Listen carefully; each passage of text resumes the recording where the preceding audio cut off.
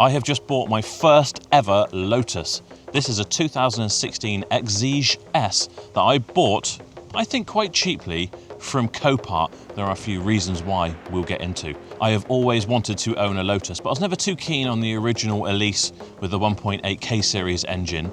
But luckily, this Exige S has a 3.5 supercharged engine making 350 horsepower. I think this thing's going to blow my mind when it's back on the road, but we do have a little bit of work to do. Most of the original Lotuses are basically designed for track, and that's where most people tend to use them, because this would be an absolutely awesome track car until you crash it.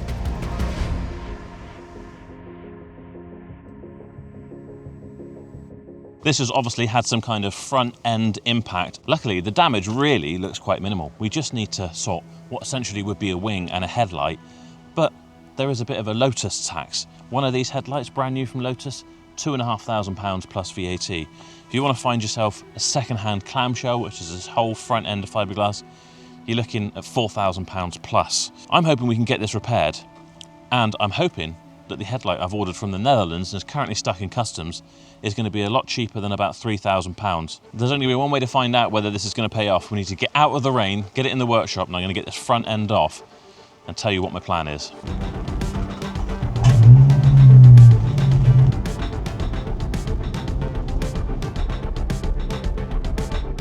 One thing I will say is it's not the most dignified way to get in and out of one of these cars.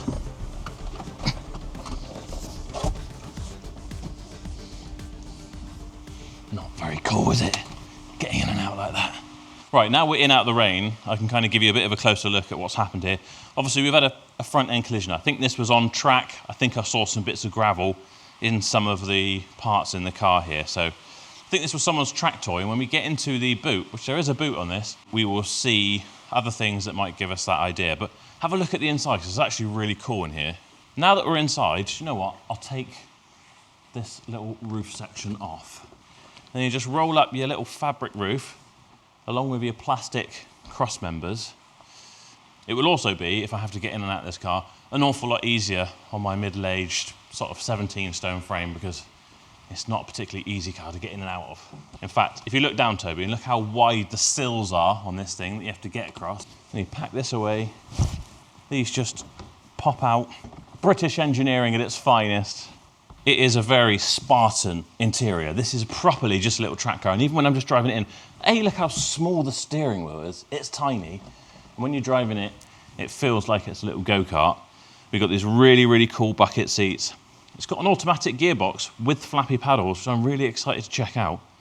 We have got a Bluetooth radio. And in fact, there is, I don't know whether it was an optional extra, but there's a bit of a boom box down in the passenger footwell. So you don't really want too tall of a passenger, because otherwise their toes are going to get blown off by a speaker. It does actually have air conditioning as well, and from memory, it does work pretty well. From factory, you can spec it with carpet. This person hasn't, they've just got mats. So it's going to be interesting to see how much road noise there is on this thing when we get it out on the road. Before that, we need to do our repairs. This is the one bit I'm really excited about. This is the engine. And I'll be completely honest, when I bought this, I thought this was a 3.5 turbocharged engine. But it turns out that is a lovely big supercharger. So it does make very cool supercharged noises, and in fact it does have a valved exhaust system, so you can turn it from kind of very superchargy woo woo woo to just very loud, raucous. I can't wait to get this out on the road and do some flybys. What made me just think that this might have been someone's track car is this system, which I didn't even know what it was, but Ben told me it's a flip system. So essentially, perhaps if you've got someone with a disability, maybe one leg, they can fit this over the pedals and they can flip it over so they can have them reversed. You kind of press the accelerator from the left-hand side or something along those lines. We've got bits of the fiberglass clamshell. What else have we got in here? What's that from? I actually don't know what that is from. Something fits in somewhere. Bits of our very expensive headlight and another bit of trim. Wonder if this must be from interior bits somewhere, and maybe we're going to find when we get in under the clamshell. Maybe someone's been in there assessing this already. I honestly don't know. But very cool is we did get 2 keys, which are these here, and full Lotus service history. So I don't know if I necessarily got a massive bargain, but it did make this a very cheap way into driving something this cool. But having the service history in the keys definitely is going to make a big difference when it comes to selling this on or someone else having it in the future. Right, I've got to figure out if I can actually get this on the ramp, get it in the air. I just want to have a quick look at the suspension, see if anything's been damaged there. To be honest, the car looks pretty level. I haven't noticed the wheel is sticking out particularly. It all looks pretty straight and true to me. It's just this bodywork damage. I guess that's what it's designed to do, is take the damage. I want to try and get this clamshell off, because rather than spending £4,000 odd on getting a new clamshell, I'm hoping a company over on the East Coast will be able to take this and they can do a repair. They've got a jig, because this is a fairly common occurrence on these, and they'll be able to refiberglass it for me, send it back in primer, and we can get it painted. I have no idea where the jacking points on a Lotus Exige are. It's just flat underneath there. What do you do? I'm gonna have to resort to Google, you know. Right, I honestly have no clue how the hell you jack a Lotus, because it's just flat underneath there and there's no obvious signs of where you should jack. I think if I try and lift it just straight up now, I'm gonna crack something. So I reckon we can probably get this clamshell off without getting it off the ground anyway. So we'll remove our sort of front lid. I don't think there's gonna be a huge amount to take it off. Maybe need to get in the arch in some places, but I'm just gonna get some Torx bits and just start stripping everything down.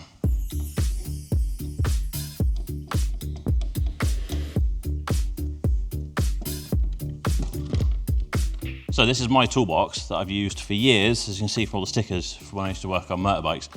And I kind of stuffed this in the workshop at Barrow Motors and said if anyone needs any extra bits. There wasn't a great amount of tools in here, but there was some nice Halfords socket sets, you know, those types that we've got all the bits and pieces in. We've given some away on Feel Good competitions before. They're actually really good, I highly rate them. And where else can you go with a broken bit on a Sunday and get a replacement straight away? But this is why you don't let people use your tools, because this was a perfect set a mere few years ago, and maybe we can go through and tidy it up. But some stuff's never going to go back right, is it? In fact, I think that might be one that they've already replaced. But it's not ideal when you come to use your tools and it's a right mess. So I might do a bit of a video at some point of going through all my old tools. I did used to have them labelled, so Torx and Allen bits should all be in here. Absolutely demolished set, but all the Torx bits seem to have been moved into the drawer below, so someone's decided to have a bit of a reorganisation. Be interesting to go through this stuff, but be warned, this is why people lock their toolboxes. I've never removed one of these before, so I really have very little idea about how they come off, but I'm just going to undo everything that looks like it's attached to something else that isn't yellow. I want to try and get all the yellow bits off. Run into our first bit of like crash damage issue. One thing that was a bit of a disappointment when I saw this, when it actually arrived, is A, the door crunches when you open it up, because this clamshell is obviously being shifted up. In fact, if you look at this fixing here, you can see how it's pushed it up. That's where it would have sat, this washer originally, but it's pushed up. What it's also done is crack the windscreen. I can't imagine it's cheap for a Lotus Exige windscreen, but we are going to need one. But the issue I've got right now is that that bolt is now kind of in line with this bit of plastic, and I think I can probably just get away with it. But you can see how that's not going in straight. I don't think this is actually a removable part. Well, it must be somehow, but it's not. Might be fixed from the bottom. I don't think you're meant to have to be able to take it off. But on this side, it's just straight on, no problem.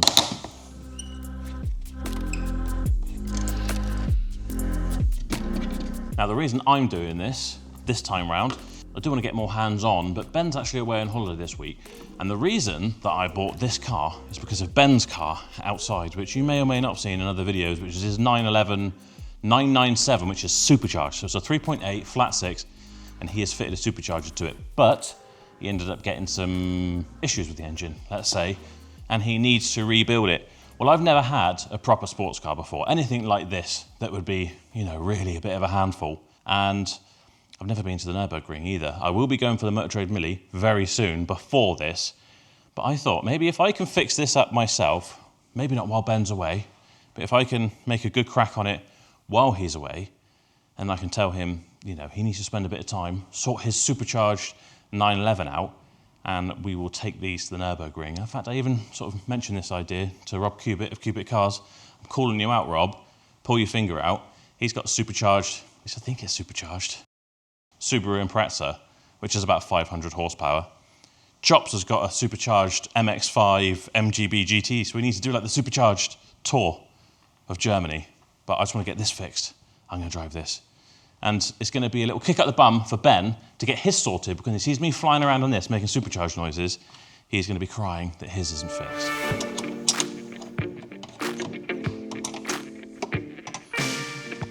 These little bolts in tight spaces like this, where you're doing little micro turns, pulling it off and putting it back on.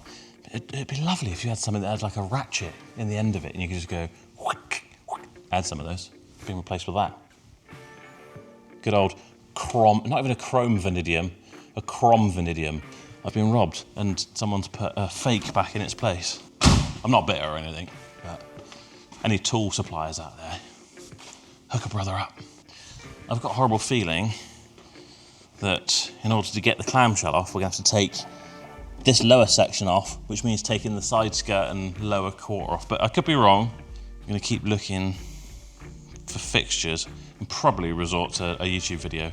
The clamshell has headlight fittings as well, so I don't know if the whole clamshell and headlights come out and then you remove the lights from the back. Probably. I've yet to figure it all out exactly. I'm winging it a little bit, to be honest with you. I have to take my watch off, aren't I? People got triggered in Ben's video when he had a watch on. This is where it would be handy to have it in the air and the wheels off, because there's a bolt there. We can always turn the wheel though. Loads of room. Probably what I'll do is get a socket out.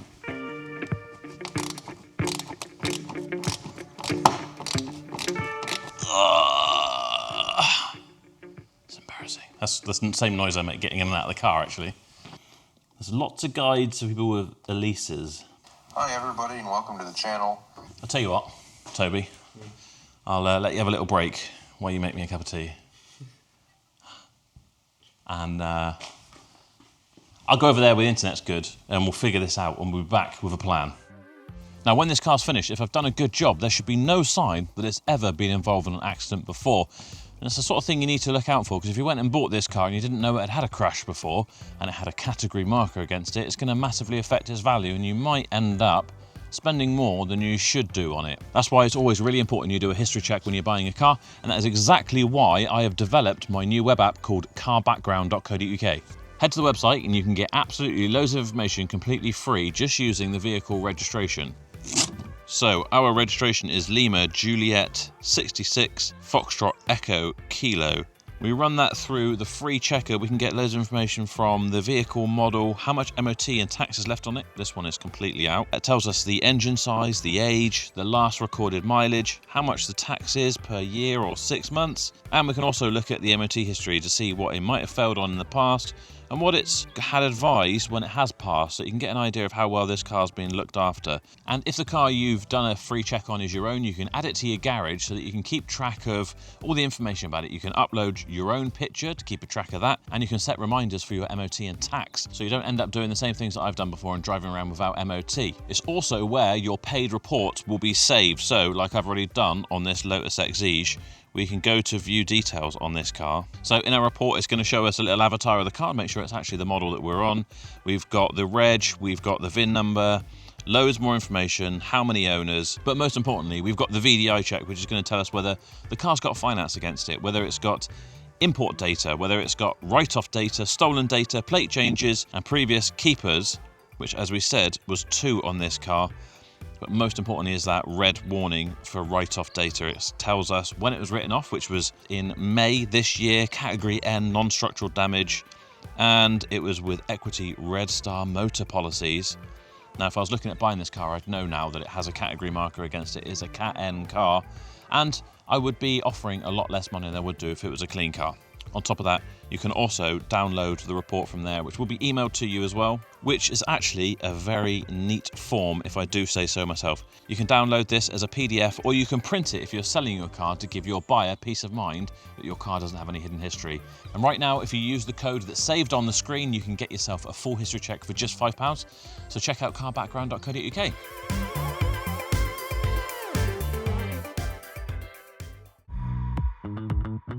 Right, so the next step, it would seem, is quite a lot of stuff inside this front wheel, which means jacking it up. So we would have to figure out how to get it on the ramp.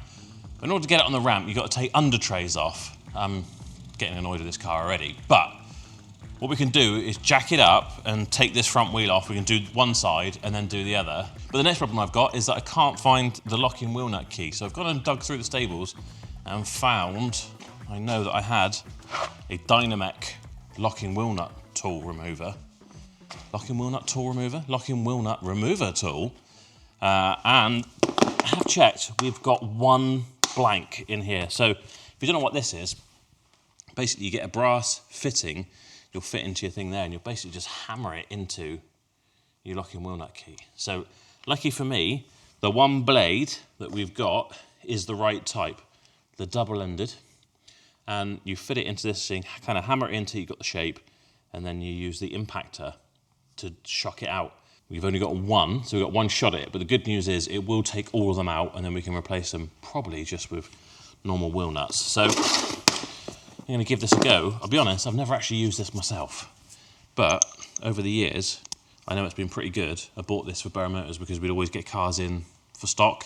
A bit like this, doesn't have a locking wheel nut key. You've got to try and weld in there and damage the wheels or something along those lines. So fingers crossed, I can get this in here. Ideally, I'd have a lump hammer, but...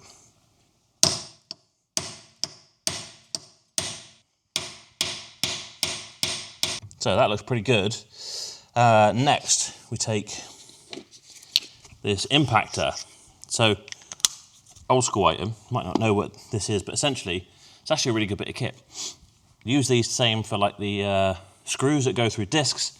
As you hit this, it's going to turn that force into a rotational force, and hopefully shock this off. So, wish me luck.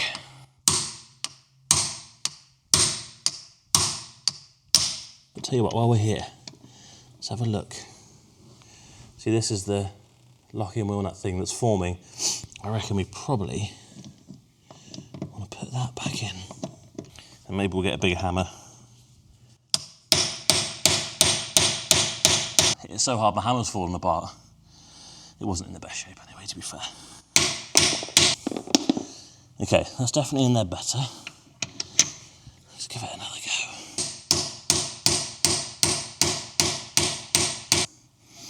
Nothing yet. I think we need a bigger hammer.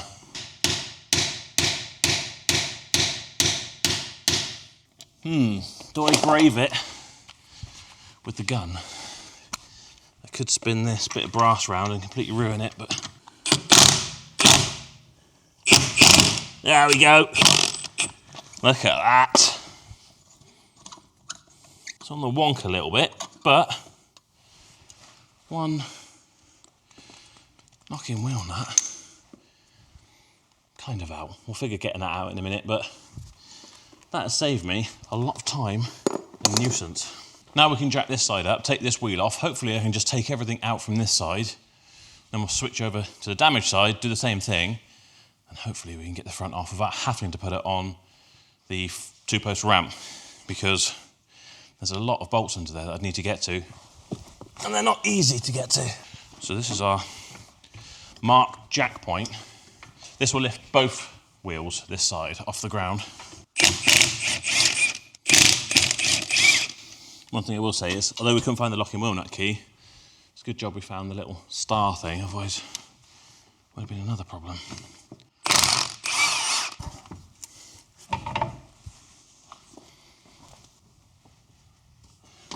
find out if Ben's got some trim tool. Just make a point while I am looking through Ben's toolbox here. Mine. He's already a little tea leaf. We haven't actually got like a little clubfoot trim tool remover thing that I can find. I reckon probably with a little hooky hoo, and we can do it.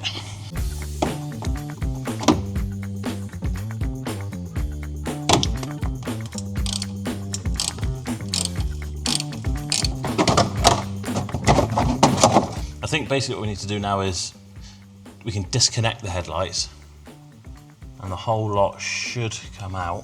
It's interesting that stuff's a bit loose in here. Well, that's the good headlight, disconnected anyway. So I think we could take it out, but we'll take the whole clamshell off in one. That's a nice interesting bolt there. Tell you what really worries me about doing stuff like this is my memory is very bad. I mean, we've taken a lot of fixings out, haven't we?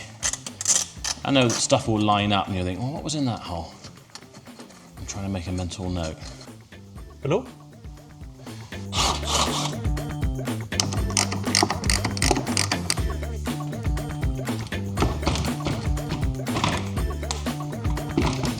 Okay, let's go.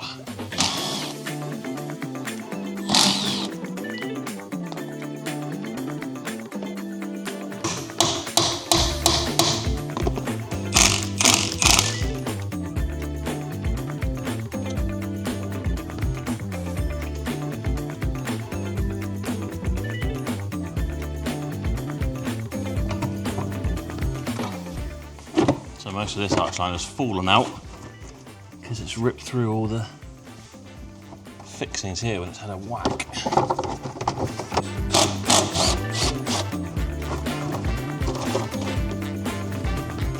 Considering this is a side that's been whacked, a few little rips in it, put some bigger washers on.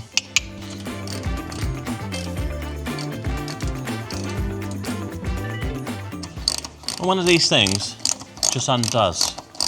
One of these little fixings. What a joy. There are little joys in life you just have to cherish. Because when they don't, I could murder someone. Someone at Lotus. Even the dog's tired of this job.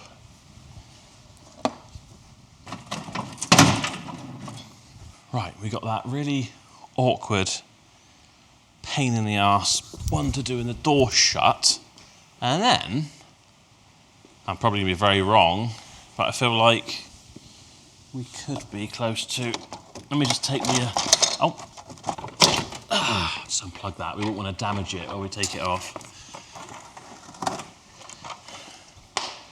Look at that.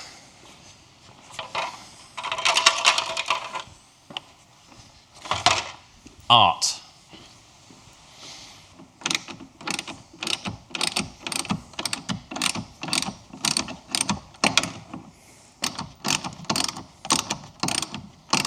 Right, Toby spotted a screw. Oh, that one there. Yeah, that's interesting actually, isn't it?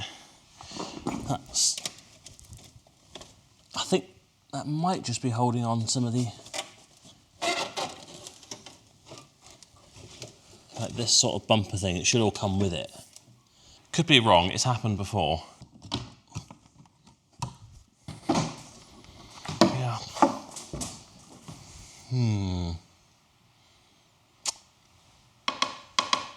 I think you might be onto something there. It feels like it's still mounted under that one. And all the guides I watch probably were for like a Series 1 Elise, which this isn't. This is a Series 3 Exige. So let's undo that. And then I guess we'll have to figure out getting that headlight out.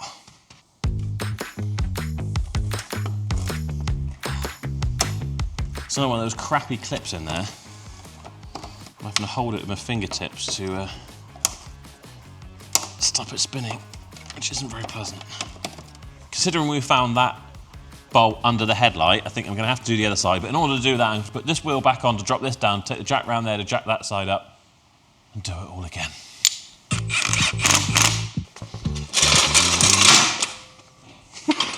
What I'm realising now is, now that I've realised that I can't get it on the ramp, or I'm not smart enough to get it on the ramp, if I just put this back here or further forward. This would have been much easier, actually.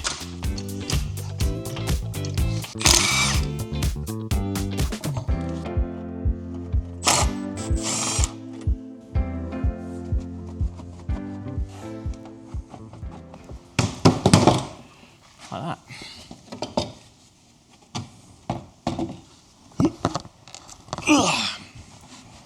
Right, one headlight in good condition. Definitely don't drop this because it's worth thousands. Theoretically, I think it should all slide forward and come off now, unless there's something attached.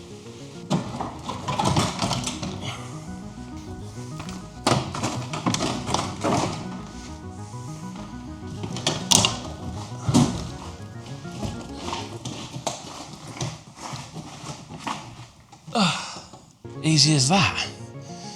So what's the other damage? Rad pack, by the looks of it. These bits of plastic in here.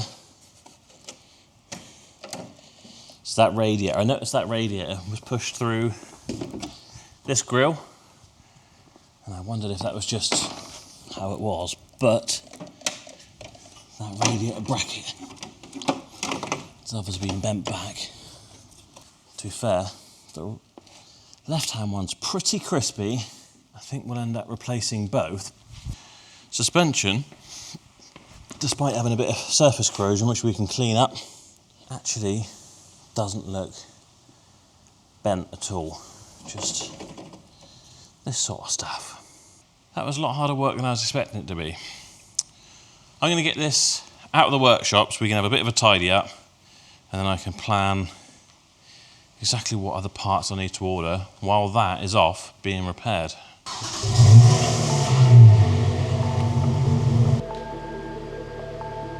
Right, so that is going to be it for this video. My main goal was to get this off, assess what other damage we've got, which we've done. I can now get this sent off to ES Motorsport and get it repaired. And there's not going to be a huge amount of work to do to it until that comes back. So, in the meantime, now that we've got the clamshell off and we can see that all the wheels are straight and there isn't any suspension damage, it'd be rude to not have a little test drive down the farm with the clamshell off. So thank you so much for watching. Don't forget to like and subscribe, and I will see you in the next video. Bye-bye.